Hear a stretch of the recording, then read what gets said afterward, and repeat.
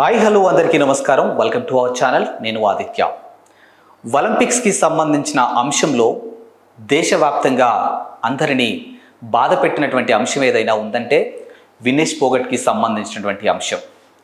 అధిక బరువు కారణంగా స్టార్ రెజ్లర్ వినేష్ పోగట్ని అనర్హత వేటు వేయడంతో ఆమె ఒలింపిక్స్లో జరిగినటువంటి ఆ ఇదిలో మనందరం బాధపడ్డ అంశం మనందరం చూసాం. ఇప్పుడు తాజాగా మరోసారి వినేష్ పోగట్ తెర మీదికి రావడం జరిగింది. అది కూడా రాజకీయాలకి సంబంధించినటువంటి అంశంతో మరోసారి తెర మీదికి రావడం జరిగింది. ఇప్పుడు ఎక్కడ చూసినా కూడా దేశవ్యాప్తంగా వినేష్ పోగట్ వర్సెస్ బబితా పోగట్ అంటూ ఉన్నారు. ఇది కూడా రాజకీయానికి సంబంధించినటువంటి అంశాల్లో. ఇక తాజాగా హర్యానాకి సంబంధించినటువంటి ఎలక్షన్ నోటిఫికేషన్ ఇవ్వడం జరిగింది. అక్టోబర్ 1న అక్కడ ఎలక్షన్స్ జరగనున్నాయి. సో ఇకపోతే వినేష్ పోగట్ గతంలో కూడా చాలాసార్లు ప్రస్తావించారు, రాజకీయాల్లోకి వచ్చే అంత ఇంట్రెస్ట్ నాకేమీ లేదు అని చాలా సందర్భాల్లో ఆవిడ చెప్పారు.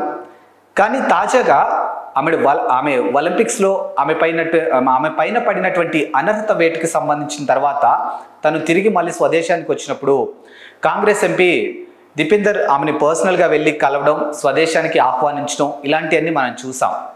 సో తాజాగా ఇప్పుడు వినిపిస్తున్నటువంటి అంశం ఏదైనా ఉంది అని అంటే వినేష్ పోగట్ కాంగ్రెస్ తరఫున హర్యానా బరిలో ఉండబోతున్నట్లు, అది కూడా తన ప్రత్యర్థి బబితా పోగట్ పైన ఈ రేస్లో ఉండబోతున్నట్టు ఒక అంశం అయితే తెర మీదకి వస్తుంది.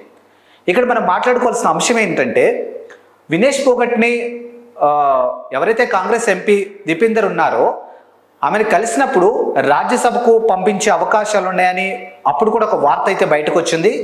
ఇకపోతే ప్రస్తుతానికి రాజ్యసభ కాదు, హర్యానా బరిలో వినేష్ పోగట్ని కాంగ్రెస్ తరఫున బరిలోకి దింపబోతున్నారు. అది కూడా తన ప్రత్యర్థిగా బబితా పోగట్ ఉండబోతున్నట్లు ఒక వార్త అయితే ఇప్పుడు వినిపిస్తూ ఉంది. సో మరి ఈ వార్తకి చెక్ పెట్టాలి. ఈ వార్త ఎంతవరకు నిజం అనే అంశం తెలియాలంటే ఇంకాస్త మనం కూడా వెయిట్ చేయాల్సిందే.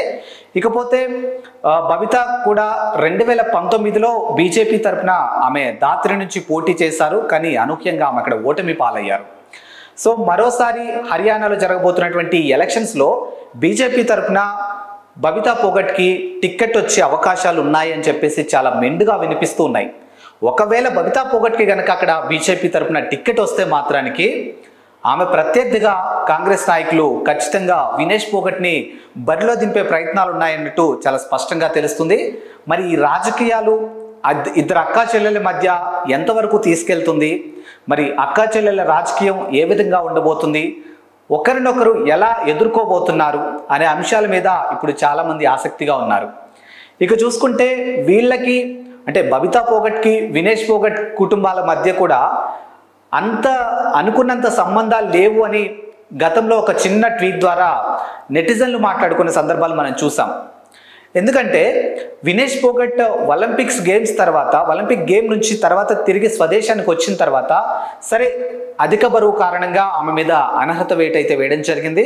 సో అదంతా పక్కన పెట్టేస్తే ఇప్పటి వరకు నన్ను ఇక్కడి వరకు తీసుకొచ్చి ఇక్కడి వరకు నన్ను సపోర్ట్ చేసి నన్ను ఇక్కడి వరకు తీసుకొచ్చిన ప్రతి ఒక్కరికి అంటే స్టార్ రెజ్లర్లందరికీ కూడా పేరు పేరున ధన్యవాదాలంటూ ఆవిడ అందరినీ మెన్షన్ చేయడం జరిగింది. కానీ వాళ్ళ పెద్దనాన్న మహావీర్ పోగట్ను మాత్రం అందులో ఎక్కడా మెన్షన్ చేయలేదు. అదే అంశాన్ని బబితా పోగట్ వాళ్ళ హస్బెండ్ ఆమె భర్త మీ పెద్దనాన్ని నువ్వు గుర్తు చేసుకోలేదు, మర్చిపోయావా అంటూ ట్వీట్ చేయడం జరిగింది. సో ఆ ఒక్క ట్వీట్తో ఇటు వినేష్ పోగట్ ఫ్యామిలీకి అటు బబితా పోగట్ ఫ్యామిలీకి అంత అనుకున్నంత మంచి సంబంధాలు లేవేమో అని నెటిజన్లు మాట్లాడుకోవడానికి ఒక చిన్న తావు దొరికింది అన్నట్టుగా మాట్లాడుతూ ఉన్నారు. మరి రానున్న రోజుల్లో వీరిద్దరి మధ్య పోటీ ఏ విధంగా ఉండబోతుంది, హర్యానాలో జరగబోతున్నటువంటి ఎలక్షన్స్లో అక్టోబర్ 1వ తారీఖున జరగబోతున్నటువంటి ఎలక్షన్స్లో బీజేపీ కనుక ఖచ్చితంగా బబితా పోగట్కి టికెట్ ఇస్తే మాత్రానికి ఆపోజిట్ నుంచి ఖచ్చితంగా కాంగ్రెస్ తరఫున వినేష్ పోగట్కి టికెట్ వచ్చే అవకాశాలు మెండుగా ఉన్నాయి అని చెప్పి చాలా స్పష్టంగా తెలుస్తుంది. అది కూడా తన ఎయిర్పోర్ట్లో రిసీవ్ చేసుకోవడానికి స్వదేశానికి వస్తున్నటువంటి వినేష్ పోగట్ని రిసీవ్ చేసుకోవడానికి కాంగ్రెస్ ఎంపీ దీపేందర్ వెళ్ళారు కాబట్టి ఇదే పెద్ద క్లూ అన్నట్టుగా మాట్లాడుతూ ఉన్నారు.